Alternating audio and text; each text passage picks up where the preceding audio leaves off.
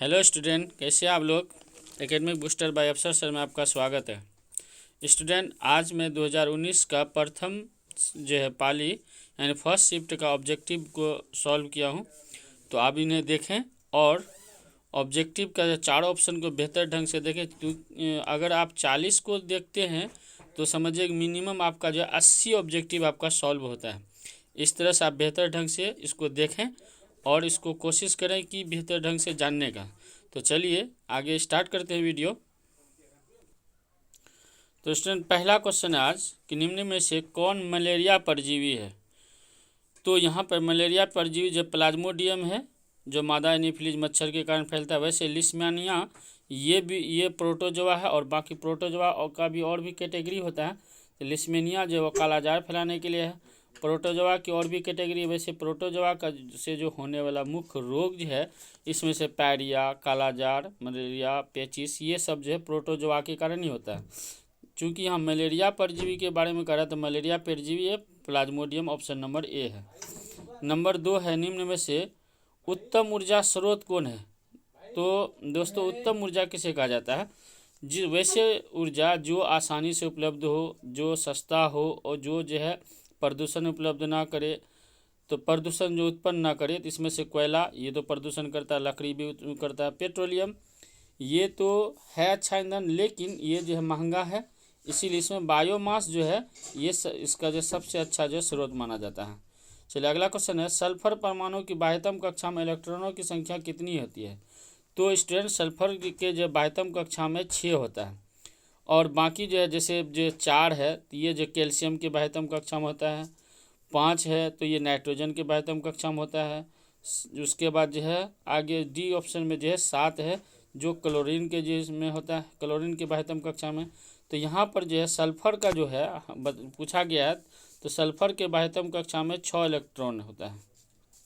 अगला क्वेश्चन है, मानव हृदय में कोष्ठकों की संख्या। तो मानव हृदय में कोष्ठकों की संख्या जो है 4 होती है। तो ऑप्शन नंबर सी है वह आंसर इसका। क्वेश्चन नंबर 4 का जो ऑप्शन नंबर सी हुआ। तो अब जो है यहाँ पर जो अगर जो है दिया है जैसे 2 कोष्ठक, तो 2 कोष्ठक जो होता है दोस्तों, ये मछली के जो हृदय में जो होता है 2 कोष्ठक पाया जाता है। जबकि 3 कोष्ठक जो मेढक के जो हृदय में 3 कोष्ठक पाया जाता है और 5 मधुमक्खी के हृदय में जो है वो 5 कोष्ठक पाया जाता है।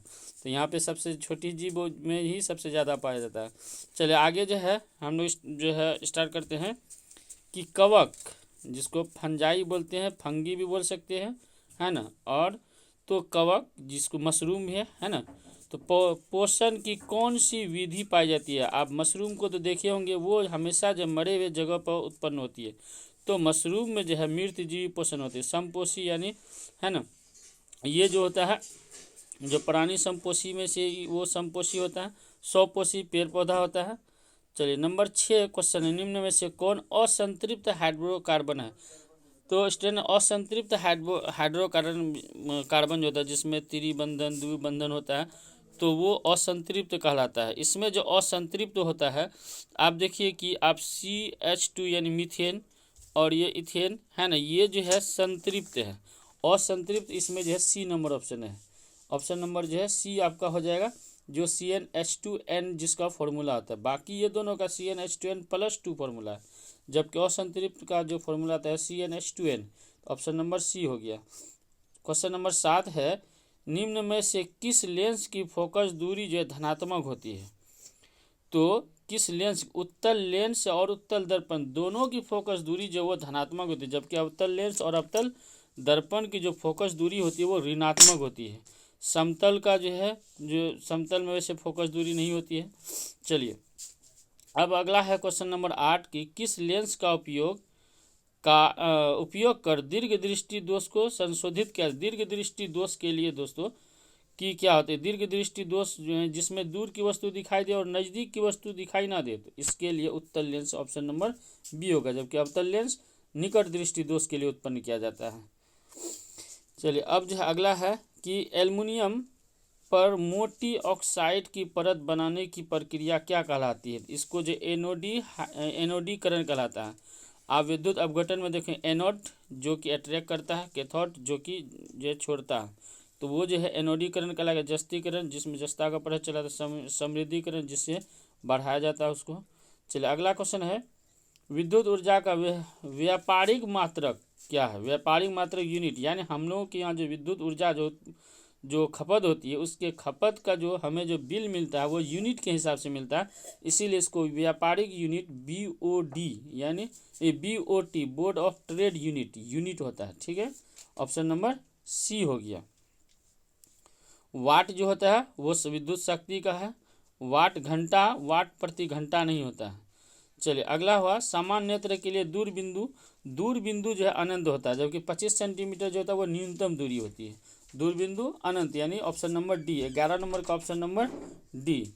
12 नंबर में हाइड्रोजन के 2 परमाणु के बीच कितने आबंधन होते हैं? तो हाइड्रोजन के 2 परमाणु के बीच जो है 1 आबंधन होते हैं।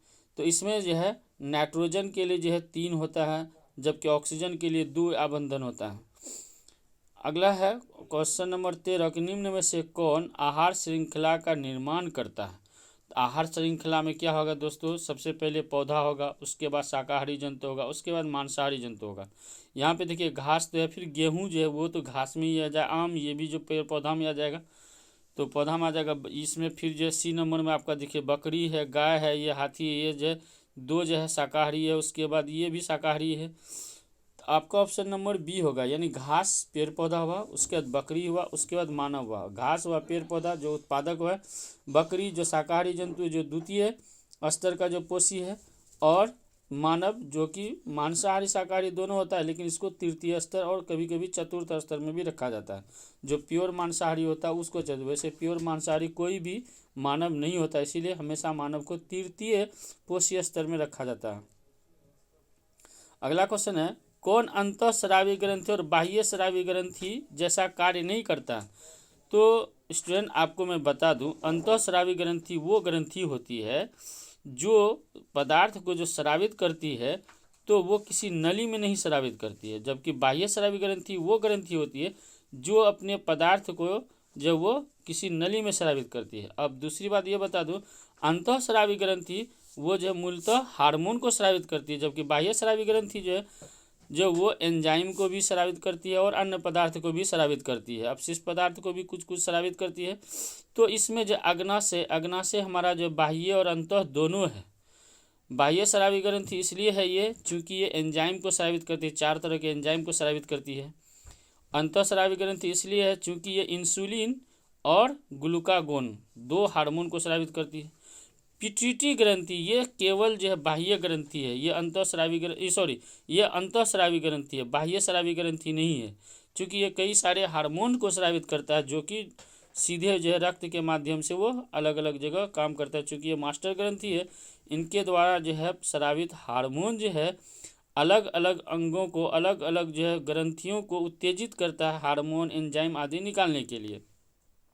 अंडाशय ये भी जो है अंतःस्रावी और बाह्य स्रावी ग्रंथि दोनों है। विरसन भी अंतःस्रावी और बाह्य स्रावी ग्रंथि दोनों है। 15 नंबर क्वेश्चन है, इसमें 14 नंबर का ऑप्शन आपका जो है पिट्यूटरी ग्रंथि नहीं, ऑप्शन नंबर बी। 15 नंबर में कौन सा कार्बनिक यौगिक सबसे अधिक अभिक्रियाशील है? आप इनमें देखिए कि आपका 3 जो है इसमें जो है एल्केन समूह है, CnH2n+2, बाकी एक है जो CnH2n है, यानी ऑप्शन नंबर सी आपका जो है ये आंसर हो जाएगा। अगला क्वेश्चन है, किस दर्पण का उपयोग सामान्यतः वाहनों का पश्च दृश्य दर्पणों में किया जाता है? इसका हम जो है आपका जो सब्जेक्टिव क्वेश्चन है फिजिक्स का उसमें भी हम इसका सॉल्यूशन किए, इसका क्वेश्चन आंसर दिए हैं। तो पश्च दृश्य के रूप में जो है उत्तल दर्पण का उपयोग होता है। उसके बाद जो है अगला क्वेश्चन है, रासायनिक अभिक्रिया के दौरान, क्वेश्चन नंबर 17 है, रासायनिक अभिक्रिया के दौरान किसी पदार्थ में ऑक्सीजन का ह्रास कहलाता है। ऑक्सीजन का ह्रास वहाँ होता है जहाँ ऊर्जा की उत्पत्ति होती है। तो ऊर्जा की उत्पत्ति जो है वो अपचयन अभिक्रिया से होती है। तो यहाँ पर ऑप्शन नंबर बी होगा, उपचयन में ऊर्जा का जो है ऊर्जा का ह्रास होता है, जिसमें ऑक्सीजन का ह्रास नहीं ऊर्जा का ह्रास होता है। चलिए अगला क्वेश्चन है, निम्न में से कौन सी गैस वैश्विक उष्मा के लिए उत्तरदायी, यानी जो इसको ग्लोबल वार्मिंग बोलते हैं, ग्लोबल वार्मिंग के लिए जो गैस होता है वो कार्बन डाइऑक्साइड होता है। चलिए उसके बाद है, पित्त रस कहाँ से स्रावित होती है? पित्त रस यानी जिसको बाइल्स बोलते हैं, ये यकृत यानी लीवर से स्रावित होती है। अग्नाशय से आपको बता दिए तो पहले एंजाइम और फिर हार्मोन होती है। छोटी आंत से भी जो एंजाइम स्रावित होती है, लेकिन यकृत है जिससे जो है पित्त स्रावित होती है। कौन सा अभिलक्षण वंशागत नहीं होता, यानी एक उससे माँ बाप से जो उनके बच्चों में नहीं होता। आँख का रंग वो होता है, चमड़ी का भी रंग होता है, अगर माँ बाप काला हो तो बच्चा भी काला होगा, माँ बाप गोरा हो तो बच्चा भी जो गोरा होता है। शरीर का आकार भी होता है, अगर माँ बाप लंबा हो तो बच्चा भी लंबा होता है। आँख का रंग भी होता है ना, अगर कोई बहुत ज़्यादा जैसे अंग्रेज अगर है तो वो अंग्रेज का बच्चा अंग्रेज की तरह ही होता है। लेकिन बाल की ये प्रकृति जो होती है ये जो है जो वंशागत नहीं होती है। बाल किसी का कड़ा भी हो सकता है, उनके बच्चों का मुलायम भी हो सकता है, सिल्की भी हो सकता है। ये जो ऑप्शन नंबर डी होगा। अगला क्वेश्चन जो थोड़ा सा कट गया है, तो इसमें क्वेश्चन नंबर 21 में आधुनिक आवर्त सारणी में समूहों की संख्या कितनी है, तो इसका ऑप्शन नंबर डी होगा। समूह की संख्या जो है 18 है दोस्तों। तो अगला क्वेश्चन है कि 22 में कि ग्लूकोज के एक अणु में ऑक्सीजन के कितने परमाणु होते हैं, तो ग्लूकोज जो है 6 कार्बन वाला अणु होता है, यानी 6 कार्बन वाला अणु होता है। तो इसमें ऑप्शन नंबर बी हो जाएगा। चलिए, शुद्ध जल का पीएच मान कितना होता है, शुद्ध जल का पीएच मान 7 होता है, यानी शुद्ध जल उदासीन होता है, इसीलिए पीएच मान इसका 7 होता है। अगर 7 से कम है तो वो अम्लीय होगा, 7 से अधिक है तो वो क्षारीय होगा। उसके बाद है 24 नंबर क्वेश्चन, किस वर्ण का तरंगदैर्घ्य सबसे बड़ा होता है, यानी सबसे अधिक होता है, तो इसमें लाल रंग का तरंगदैर्घ्य जो सबसे अधिक होता है, बाकी सबका जो लाल से कम होता है। 25 नंबर है, फ्लेमिंग के वाम हस्त नियम के बाएं हाथ की तर्जनी संकेत करती है, तो बाएं हाथ की तर्जनी जो है चुंबकीय क्षेत्र की दिशा को संकेत करती है, यानी ऑप्शन नंबर बी। आप जो है अगर जो है तीनों उंगली को परस्पर जो है लंबवत अगर फैलाएंगे, तो अगर इसमें जो है मध्यमा अगर जो है कहता है, अगर मध्यमा विद्युत धारा की दिशा बताता है, तर्जनी जो चुंबकीय क्षेत्र की दिशा बताता है, तो अंगूठा जो है बल की दिशा को बताता है। तो आप इसके वाम हस्त नियम को आप पढ़े होंगे। चलिए, अगला क्वेश्चन, क्वेश्चन नंबर 26 जो है, निम्न में से कौन सा यौगिक ईंधन के रूप में इस्तेमाल किया जा सकता है। इथेनॉल जो है ये ईंधन के रूप में उपयोग किया जाता है। तो स्टूडेंट आपको एक बात बता दूं, अब जो है इथेनॉल का प्रयोग पर जो सरकार जो बहुत ज़्यादा जो जोर दे रही है, चूँकि पेट्रोलियम पदार्थ के जो घटते और जो है यहाँ पर जो इसकी खपत जो पेट्रोलियम पदार्थ की खपत में लगातार वृद्धि होने के कारण इथेनॉल प्लांट लगाया जा रहा है, ताकि पेट्रोलियम में मिला करके पेट्रोलियम के खपत को कम किया जा सके, इसीलिए इसका ऑप्शन नंबर ए हो जाएगा। 27 नंबर है, कौन सा पदार्थ लाल लिटमस को नीला कर देता है, तो लाल लिटमस को नीला जो करता है वो क्षार करता है, जबकि नीला लिटमस को लाल करता है जो वो अम्ल करता है। 28 नंबर, नई कार्तिकीय चिन्ह परिपाठी के अनुसार दर्पण के सामने रखे गए बिंब की बिंब दूरी, यानी वस्तु की दूरी जो होती है, वस्तु की दूरी चाहे वो लेंस से या दर्पण कोई भी हो, वस्तु की दूरी हमेशा ऋणात्मक होती है, तो ऑप्शन नंबर बी होगा। उसके बाद है 29 नंबर क्वेश्चन, खाद्य पदार्थ के डिब्बों पर जिन के बजाय टीन का लेप लगाया जाता है, क्यों। चूँकि दोस्तों टीन जो होता है वो जो है जस्ता से अधिक जस्ता जो होता है वो टीन से जो है अधिक जो है अभिक्रियाशील होता है, तो इसीलिए जिन के बजाय टीन का उपयोग किया जाता है। तो ऑप्शन नंबर यहाँ सी होगा, टीन की अपेक्षा जिंक अधिक अभिक्रियाशील है। उसके बाद क्वेश्चन नंबर 30 है, निम्न में से कौन सा अंग संवेदी गहराई है। संवेदी गहराई अंग मतलब हुआ जो बाहरी सूचनाओं को ग्रहण करने वाला अंग, जिसको ज्ञानेंद्रिय हम लोग बोलते हैं। तो हम यहाँ पे देखेंगे कि ए बी सी ये तीनों जो है वो हमारी ज्ञानेंद्रिय में शामिल है, जो कि बाहरी संवेदनाओं को ग्रहण करता है, लेकिन मस्तिष्क जो बाहरी संवेदनाओं को नहीं ग्रहण करता, ये ग्रहण किए गए सूचनाओं का जो है एनालिसिस करता है और उसका परिणाम जारी करता है और आदेश जारी करता है, इसीलिए ऑप्शन नंबर डी हो जाएगा 30 का।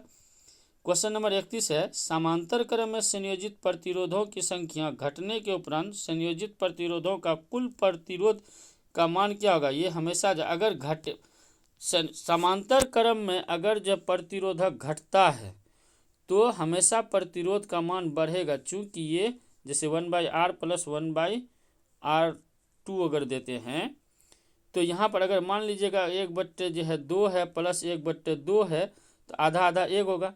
अगर यहीं पर और 1/2 अगर कर दें हम, तो क्या हो जाएगा 2 3/2, तो क्या हो जाएगा, ये हमारा जो है एल्शियम 2 होगा, है ना, 3/2 हो जाएगा। तो जैसे जैसे अगर घटते जाएगा तो जो क्या हो जाएगा, प्रतिरोध का जो है मान जो वो बढ़ते जाएगा। अब है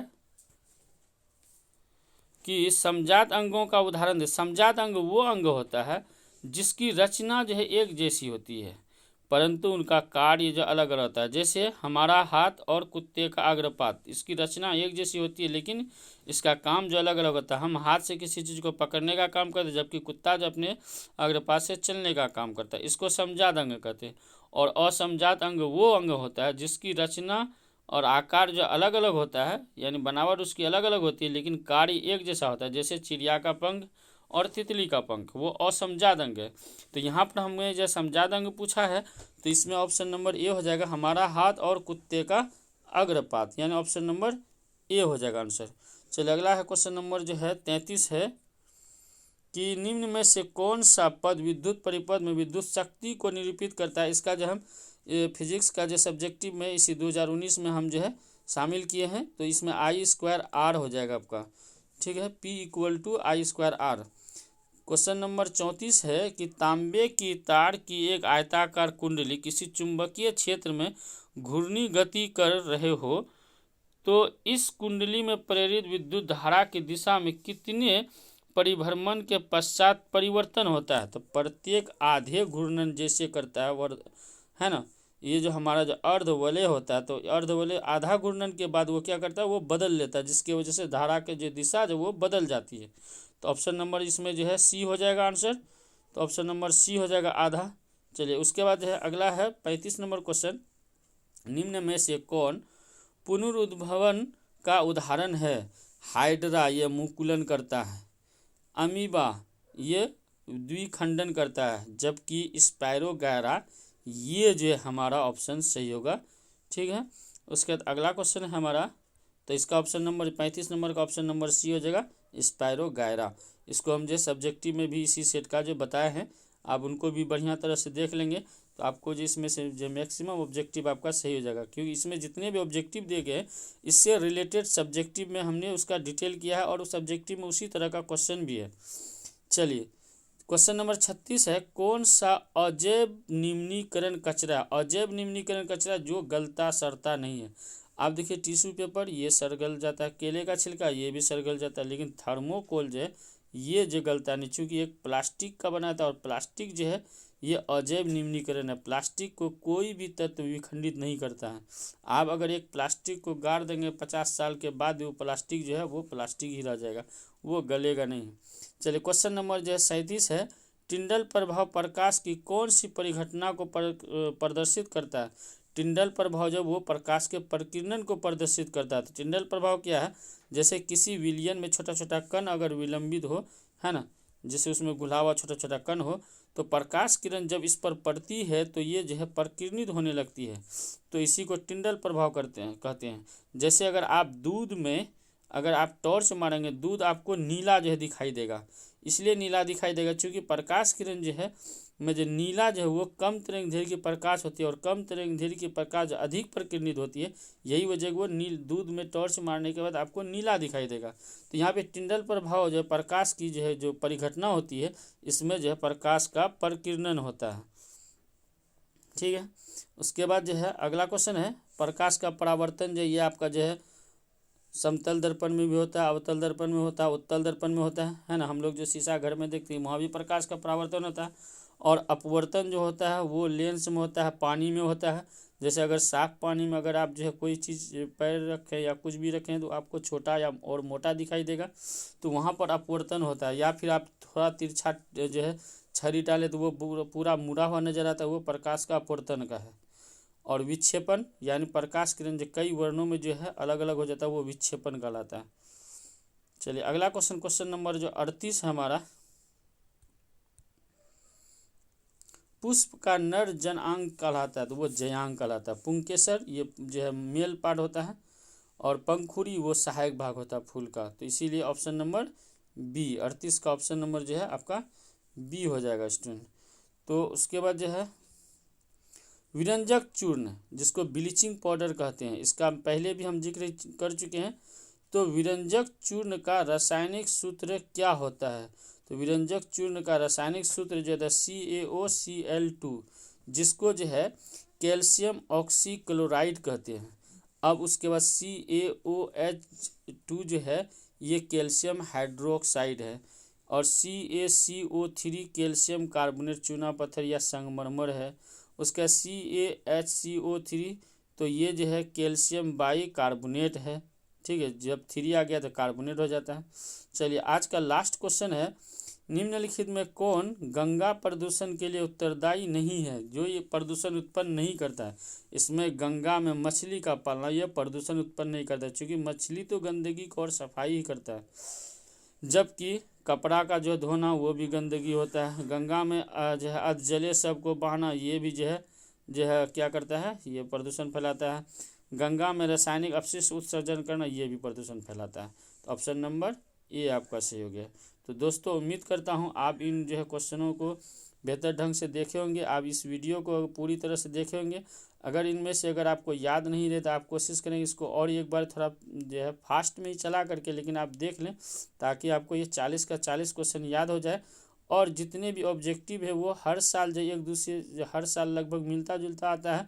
इसी वजह से आप ऑप्शन के साथ अगर करते हैं तो आपका लगभग ऑब्जेक्टिव जो है आपका सॉल्व हो जाएगा। चूँकि आपको 80 ऑब्जेक्टिव दिया जाता है, उसमें से आपको 40 ऑब्जेक्टिव बनाना होता है। अब तक मैंने जितने भी ऑब्जेक्टिव डाला है, अगर आप सभी ऑब्जेक्टिव को अब देख लेते हैं एक बार करके, तो उम्मीद है कि आप 100% श्योर ही मानते हैं कि आपका एक भी ऑब्जेक्टिव छूटने वाला नहीं है। तो दोस्तों आप इनका फ़ायदा उठाएं और आपके जो परीक्षा के लिए हम लोग तहे दिल से जो है दुआ करते हैं कि आपका जो है बेहतर जो है मार्क्स आए। और इसी के साथ मेरी जो शुभकामनाएं है, आप लोग जो है अच्छी तरह से एग्ज़ाम में दें और बेहतर ढंग से मार्कशीट को भरें। थैंक यू दोस्तों।